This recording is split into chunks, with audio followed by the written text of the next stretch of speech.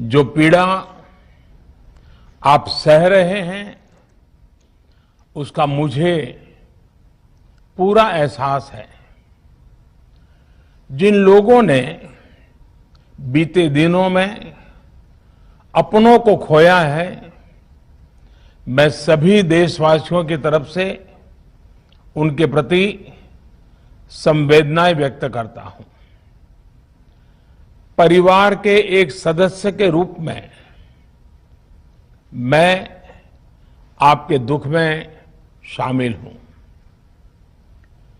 चुनौती बड़ी है, लेकिन हमें मिलकर अपने संकल्प, अपने हौसले और तैयारी के साथ इसको पार करना है। साथियों, अपनी बात को विस्तार देने से पहले मैं देश के सभी डॉक्टरों, मेडिकल स्टाफ, पैरामेडिकल स्टाफ, हमारे सभी सफाई कर्मचारी भाई बहन, हमारे एम्बुलेंस के ड्राइवर्स, हमारे सुरक्षा बल, पुलिसकर्मी, सभी की सराहना करूंगा। आपने कोरोना की पहली वेव में भी अपना जीवन दांव पर लगाकर लोगों को बचाया था।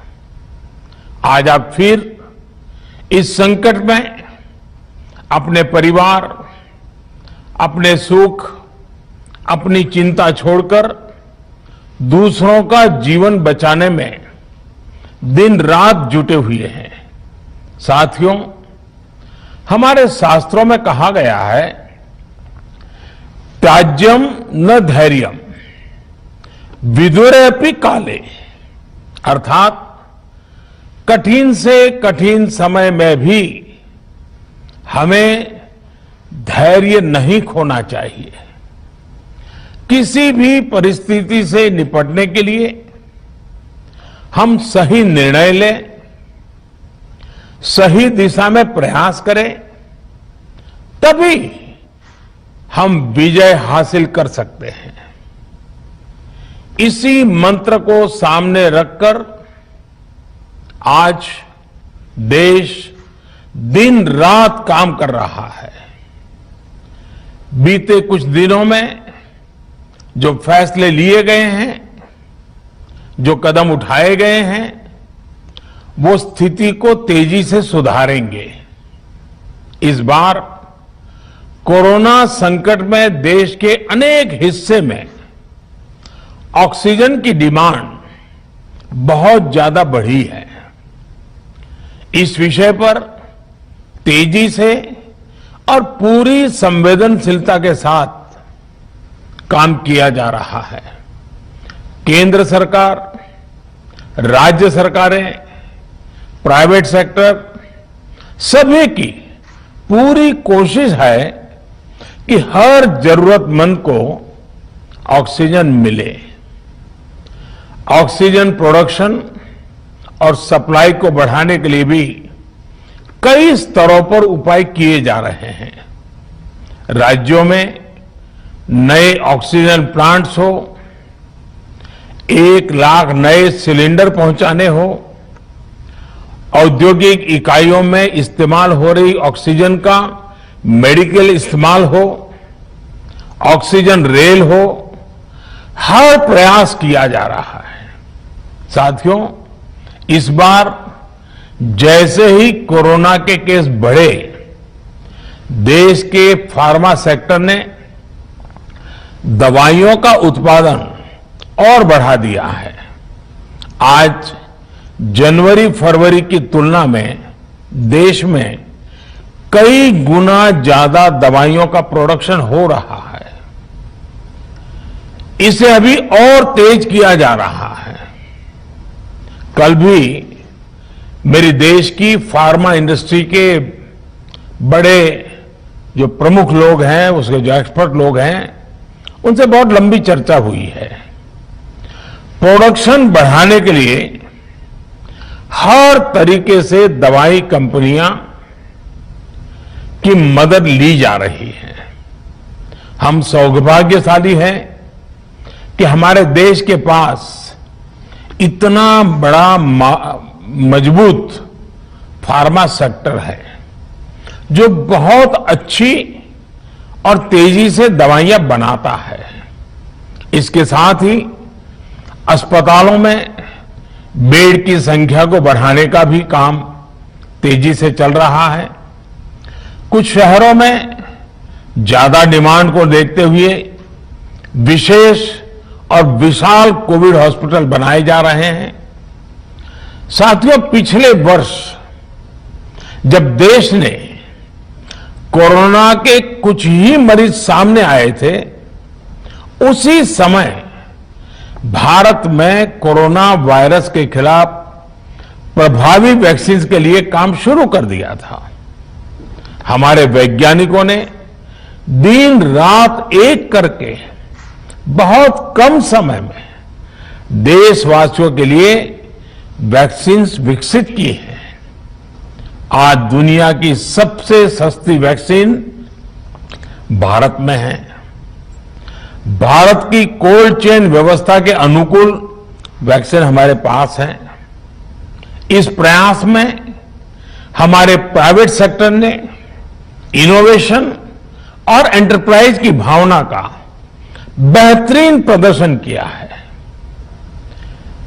वैक्सीन की अप्रूवल्स और रेगुलेटरी प्रोसेसेस को फास्ट ट्रैक पर रखने के साथ ही सभी साइंटिफिक और रेगुलेटरी मदद को बढ़ाया गया है।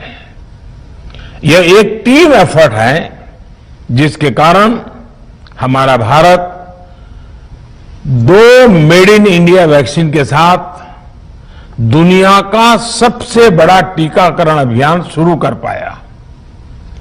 टीकाकरण के पहले चरण से ही गति के साथ ही इस बात पर जोर दिया गया कि ज्यादा से ज्यादा क्षेत्रों तक, जरूरतमंद लोगों तक वैक्सीन पहुंचे। दुनिया में सबसे तेजी से भारत में पहले 10 करोड़, फिर 11 करोड़ और अब 12 करोड़ वैक्सीन डोज दिए गए हैं। आज कोरोना से इस लड़ाई में हमें हौसला मिलता है कि हमारे health care workers, frontline corona warriors और सीनियर सिटीजन्स के एक बड़े हिस्से को वैक्सीन का लाभ मिल चुका है। साथियों, कल ही वैक्सीन को लेकर हुए एक और अहम फैसला भी हमने किया है। 1 मई के बाद से 18 वर्ष के ऊपर के किसी भी व्यक्ति को वैक्सीनेट किया जा सकेगा। अब भारत में जो वैक्सीन बनेगी उसका आधा हिस्सा सीधे राज्यों और अस्पतालों को भी मिलेगा। इस बीच गरीबों, बुजुर्गों, निम्न मध्यम वर्ग के लोग, 45 वर्ष की आयु के ऊपर के व्यक्तियों के लिए केंद्र सरकार का जो वैक्सीन कार्यक्रम चल रहा है वो भी उतनी ही तेजी से जारी रहेगा। पहले की तरह ही सरकारी अस्पतालों में मुफ्त वैक्सीन मिलती रहेगी, जिसका फायदा, जैसा मैंने कहा, हमारे गरीब परिवार हो, हमारे मध्यम वर्ग, निम्न मध्यम वर्ग के परिवार हो, वो उनका लाभ उठा सकेंगे। साथियों, हम सभी का प्रयास जीवन बचाने के लिए है और जीवन बचाने के लिए तो है ही, प्रयास से भी ये है कि आर्थिक गतिविधियां और आजीविका कम से कम प्रभावित हो। प्रयास का तरीका यही रखा जाए। वैक्सीनेशन को 18 वर्ष की आयु के ऊपर के लोगों के लिए ओपन करने से शहरों में जो हमारे वर्कफोर्स है उसे तेजी से वैक्सीन उपलब्ध होगी। राज्यों और केंद्र सरकार के प्रयासों से श्रमिकों को भी तेजी से वैक्सीन मिले लगेगी। मेरा राज्य प्रशासन से आग्रह है कि वो श्रमिकों का भरोसा जगाए रखे। उनसे आग्रह करें कि वो जहां है वहीं रहे। राज्यों द्वारा दिया गया ये भरोसा उनकी बहुत मदद करेगा कि वो जिस शहर में है वहीं पर अगले कुछ दिनों में वैक्सीन भी लगेगी और उनका काम भी बंद नहीं होगा। साथियों, पिछली बार जो परिस्थितियां थी वो अभी से काफी भिन्न थी। तब हमारे पास इस वैश्विक महामारी से लड़ने के लिए कोरोना स्पेसिफिक मेडिकल इंफ्रास्ट्रक्चर नहीं था। आप याद करिए देश की क्या स्थिति थी। कोरोना टेस्टिंग के लिए पर्याप्त लैब नहीं, पीपीई का कोई प्रोडक्शन नहीं, हमारे पास इस बीमारी के ट्रीटमेंट के लिए कोई खास जानकारी भी नहीं। लेकिन बहुत ही कम समय में हमने इन चीजों में सुधार किया। आज हमारे डॉक्टरों ने कोरोना के इलाज की बहुत ही अच्छी एक्सपर्टीज हासिल कर ली है। वो ज्यादा से ज्यादा जीवन बचा रहे हैं। आज हमारे पास बड़ी मात्रा में पीपीई किट्स हैं, लैब्स का बड़ा नेटवर्क है और हम लोग टेस्टिंग की सुविधा को निरंतर बढ़ा रहे हैं। साथियों, देश ने कोरोना के खिलाफ अब तक बहुत मजबूती से और बहुत धैर्य से लड़ाई लड़ी है। इसका श्रेय आप सभी को, सभी देशवासियों को ही जाता है। अनुशासन और धैर्य के साथ कोरोना से लड़ते हुए आप देश को यहां तक लाए हैं। मुझे विश्वास है जन भागीदारी की ताकत से हम कोरोना के इस तूफान को भी परास्त कर पाएंगे। आज हम अपने चारों ओर देख रहे हैं कि कैसे कई लोग, कई सामाजिक संस्थाएं जरूरतमंदों तक मदद पहुंचाने में दिन रात जुटे हैं। दवाई पहुंचाना हो, खाने या रहने की व्यवस्था करनी हो, लोग पूरे मनोयोग के साथ काम कर रहे हैं। मैं इन सभी के सेवा भाव को आदरपूर्वक नमन करता हूं और देशवासियों से अपील करता हूं कि अधिक से अधिक मात्रा में इस संकट की घड़ी में देशवासी आगे आए और जरूरतमंदों तक मदद पहुंचाएं। समाज के पुरुषार्थ और सेवा के संकल्प से ही हम ये लड़ाई जीत पाएंगे। मेरा युवा साथियों से अनुरोध है कि वो अपनी सोसाइटी में, मोहल्ले में, अपार्टमेंट्स में छोटी छोटी कमेटियां बनाकर कोविड अनुशासन पालन करवाने में मदद करें। हम ऐसा करेंगे तो सरकारों को न कभी कंटेनमेंट जोन लगाने की जरूरत पड़ेगी, न कर्फ्यू लगाने की जरूरत पड़ेगी और लॉकडाउन का तो सवाल ही नहीं उठता है, आवश्यकता ही नहीं पड़ेगी। स्वच्छता अभियान के समय देश में जागरूकता फैलाने के लिए मेरे बाल मित्रों ने बहुत मदद की थी। छोटे छोटे बालक, 5वीं, 7वीं, 8वीं, 10वीं में पढ़ने वाले, उन्होंने घर के लोगों को समझाया था, मनाया था। उन्होंने बड़ों को भी स्वच्छता का संदेश दिया था। आज मैं फिर अपने बाल मित्रों से एक बात विशेष तौर पर कहना चाहता हूं। मेरे बाल मित्र, घर में ऐसा माहौल बनाइए कि बिना काम, बिना कारण घर के लोग घर से बाहर न निकले। आपकी जीत बहुत बड़ा परिणाम ला सकती है। प्रचार माध्यमों से भी मेरी प्रार्थना है कि ऐसे संकट की घड़ी में वो लोगों को सतर्क और जागरूक करने के लिए जो प्रयास कर रहे हैं उसे और बढ़ाएं। इसके साथ ही इसके लिए भी काम करें कि डर का माहौल कम हो सके, लोग अफवाह और भ्रम में न आए। साथियों, आज की स्थिति में हमें देश को लॉकडाउन से बचाना है। मैं राज्यों से भी अनुरोध करूंगा कि वो लॉकडाउन को अंतिम विकल्प के रूप में ही इस्तेमाल करें। लॉकडाउन से बचने की भरपूर कोशिश करनी है और माइक्रो कंटेनमेंट जोन पर ही ध्यान केंद्रित करना है।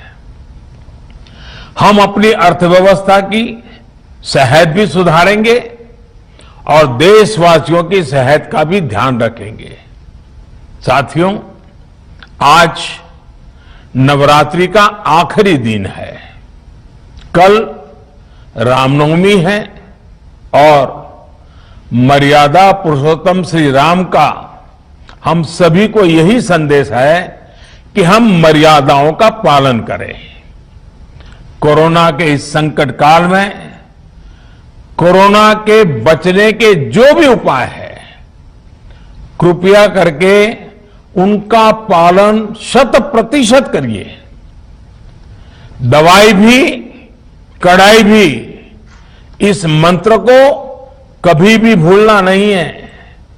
ये मंत्र जरूरी है, वैक्सीन के बाद भी जरूरी है।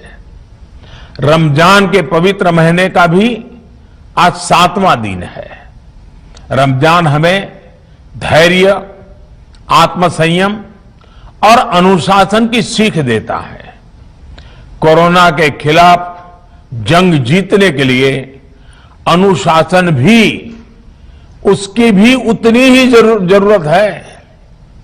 जब जरूरी हो तभी बाहर निकले, कोविड अनुशासन का पूरा पालन करें। मेरा आप सभी से यही आग्रह है।